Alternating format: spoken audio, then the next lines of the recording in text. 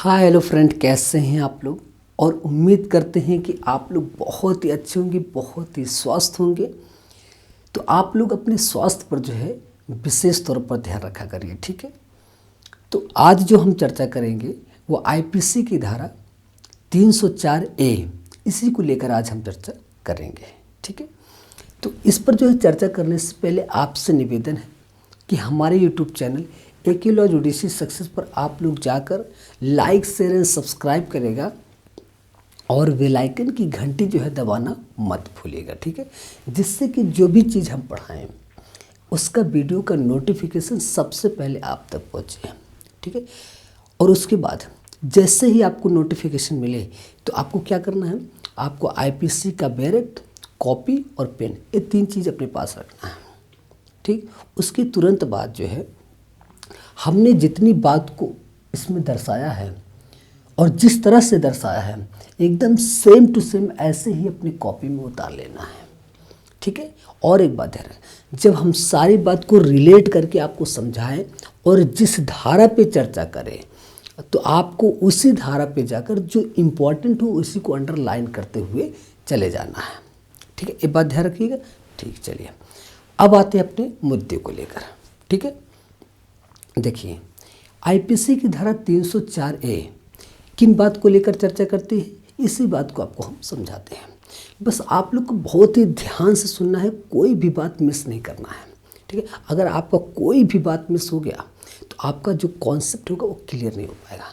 जब कॉन्सेप्ट नहीं क्लियर होगा तो ये टॉपिक समझ में नहीं आएगा, ठीक है। इसलिए बहुत ही ध्यानमग्न होकर सारी बात को समझना है। देखिए आईपीसी की धारा 304A, अब इसी को ध्यान रखिएगा, उतावलेपन, ठीक है, उतावलेपन और उपेक्षापूर्वक ऐसे जो कार्य हैं, ऐसे कार्य में क्या होगा, आईपीसी की धारा 299 जो कैपेबल होमोसाइड की बात करता है, जो आपराधिक मानववध की बात करता है, ये यानी कि उतावलेपन और उपेक्षापूर्वक ऐसे कार्य जो है आईपीसी की धारा 299 की कोर्ट में नहीं आएगा, ठीक है। यानी कि आपराधिक मानववध की कोर्ट में नहीं आएगा। ऐसे उतावलेपन और उपेक्षापूर्वक ये ऐसे जो कार्य हैं ये क्या होंगे, यानी कि 299 के कोर्ट में नहीं आएगा। एकदम क्लियर हो जाइए एकदम। अब ध्यान रखिएगा,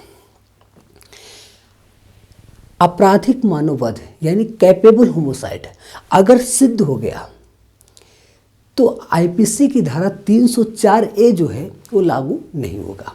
ये भी बात क्लियर हो गया।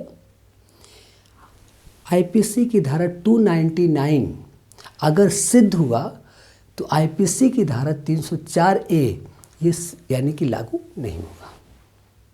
क्लियर हो गया ना।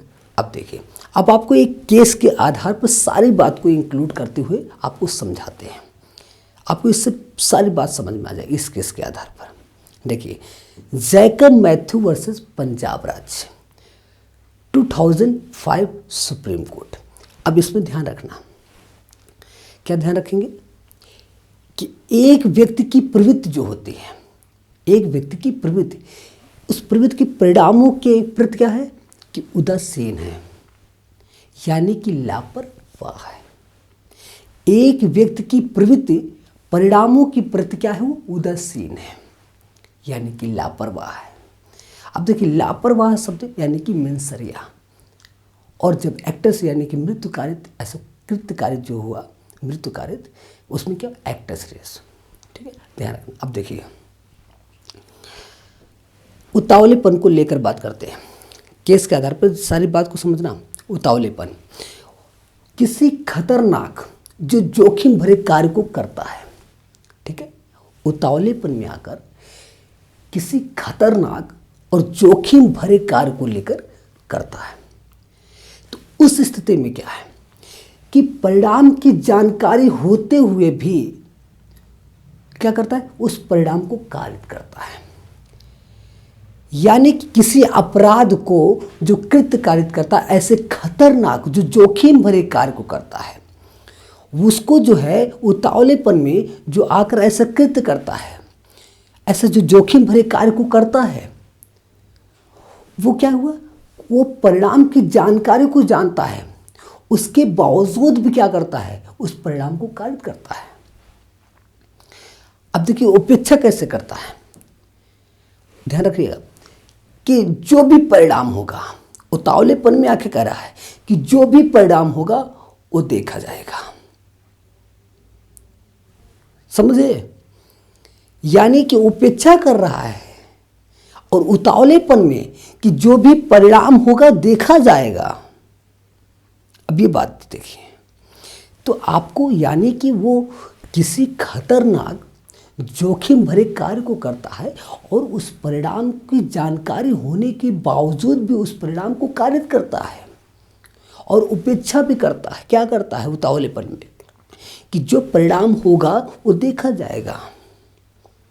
ठीक है, समझ में आ गया। अब देखिए इसी में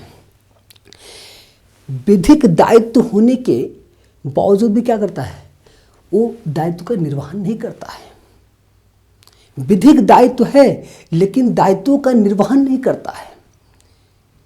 तो आप क्या समझेंगे, यानी कि वो लापरवाही विवक्षित है इसमें। ठीक है, इसमें जो है लापरवाही विवक्षित, समझ गए क्लियर ये सारी बात ना। अब आप देखिएगा, आपको एक और समझाते एग्जाम्पल में, जैसे चिकित्सीय उपेक्षा है। ठीक है, चिकित्सीय जो उपेक्षा है इसमें आप ध्यान रखिएगा। जैसे किसी डॉक्टर या किसी हॉस्पिटल के प्रबंधक, ठीक है, अब देखिएगा एक रिस्क होता है और मौलिक स्वतंत्रता जो है ऐसी होती है। और देखिए डॉक्टर जो है तो रिस्क उठाना पड़ता है, जरूरी होता है। रिस्क नहीं उठाएंगे तो किसी पेशेंट का कैसे इलाज होगा। ठीक है, तो ये ध्यान रखना।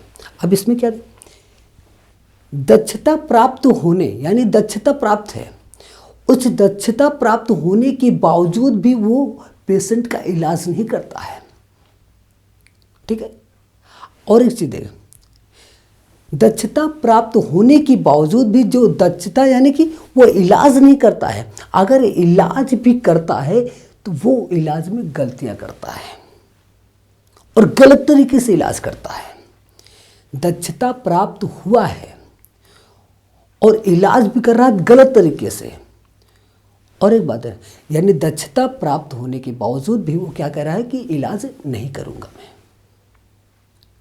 और एक व्यक्ति को जो दक्षता प्राप्त ही नहीं है वो इलाज कर रहा है किसी को। ठीक है, अब आप क्या ध्यान रखें, ऐसे आधार पे क्या होगा, गिरफ्तारी कैसे होगी, पुलिस कैसे गिरफ्तार करेगा। तो जो सरकारी डॉक्टर हैं, गवर्नमेंट डॉक्टर हैं, तो उनसे जो एक प्रमाण पत्र प्राप्त होगा कि इन्होंने ऐसा घोर उपेक्षा कारित किया, जब वो प्रमाण पत्र प्राप्त होगा तभी वो जो है उस डॉक्टर को क्या होगा, गिरफ्तार कर सकते हैं। ठीक है, आपको पता है कि रिस्क होता है उसमें, कोई भी इलाज करता है। बस उस चीज़ को ध्यान रखना है कि उपेक्षा, घोर उपेक्षा जो हो जाता है तो वही सरकारी डॉक्टर से क्या होगा, प्रमाण पत्र प्राप्त करता है। जभी जैसे ही प्राप्त होगा तो वो गिरफ्तार यानी कि अरेस्ट कर सकता है। ठीक है, ये बात क्लियर हुआ। चलिए, और हम जहाँ तक उम्मीद करते हैं आपको ये सारी बात समझ में आ गया होगा। ठीक है, तो इसको हम यहीं पे विराम करते हैं। ठीक है, और एक बात और है, देखिए आपका स्वस्थ होना बहुत ज़रूरी है। अगर आप स्वस्थ रहेंगे तो आप अपने लक्ष्य को भेद सकते हैं, अपने लक्ष्य की प्राप्ति कर सकते हैं, आप अपने टारगेट को पूरा कर सकते हैं। यानी कि आपका स्वस्थ होना बहुत ज़रूरी है। और दृढ़ प्रतिज्ञित हो जाइए। अगर दृढ़ प्रतिज्ञा आपने कर लिया तो चट्टान की तरह आपको क्या करना है, एकदम स्थिर हो जाइए। और कैसी भी कोई भी स्थिति आ जाए, आपको विचलन की स्थिति नहीं होना चाहिए, आपको डगमगाना नहीं है। आपको एकदम पूरी लगन और शिद्दत के साथ जो है आपको मेहनत करना है और अपने लक्ष्य की प्राप्ति करना है। और सोचो, एक बार इमेजिन करो, जैसे ही आप सफलता प्राप्त करेंगे, आप जज बन गए जैसे, तो आपसे कई गुना ज़्यादा आपके माँ बाप खुश होंगे। सोचिए, जिन्होंने इतना पढ़ाया लिखाया, इतनी मेहनत से पैसा कमाकर किसी भी तरीके से जैसा भी भेजते रहे, लेकिन आपको किसी भी प्रकार की तकलीफ नहीं होने दिया उन्होंने। ठीक है, इसलिए जब भी आप अपने लक्ष्य से विचलित हों तो एक बार अपने माँ बाप को ध्यान से एक बार याद करिएगा, तो आप अपने लक्ष्य से कभी विचलित नहीं होंगे और कभी आप डगमगाएंगे नहीं, एकदम चट्टान की तरह स्थिर रहेंगे और अपने लक्ष्य की प्राप्ति के प्रति एकदम पूरी लगन और शिद्दत के साथ मेहनत करोगे। बस इतना याद रखना, जब भी विचलित होना तो आपने एक बार अपने माँ बाप को याद कर लेना, बस आपका विचलन दूर हो जाएगा। आप विचलित नहीं होंगे, आप डगमगाएंगे नहीं। ठीक है, तो बस आप अपने सपने को साकार करिए। देखिए, आप अगर सेलेक्ट हो जाएंगे तो बस इतना जानिए कि आपसे कई गुना ज़्यादा आपके माँ बाप खुश होंगे, जिन्होंने इतनी मेहनत से आपको पढ़ाया लिखाया। ठीक है, जब आप ऐसे मौकाम में पहुंच जाएंगे तो माँ बाप की सेवा करना कभी मत भूलिएगा। उनके अंगूठे में जन्नत होता है। ठीक है, यानी कि उनकी सेवा में ही सारा जन्नत है, माँ बाप की सेवा। ये नहीं कि अधिकारी बन गए, कुछ बन गए तो माँ बाप की सेवा करना छोड़ देंगे। माँ बाप की सेवा प्राथमिकता पे रखिएगा, क्योंकि माँ बाप से बड़ा कोई भगवान नहीं है। माँ बाप ही सबसे बड़े भगवान है। आप जन्म लेने के बाद ही आपका पालन पोषण, हर जी कार्य, आपको पढ़ाना लिखाना सब कुछ आपके माँ बाप ने किया।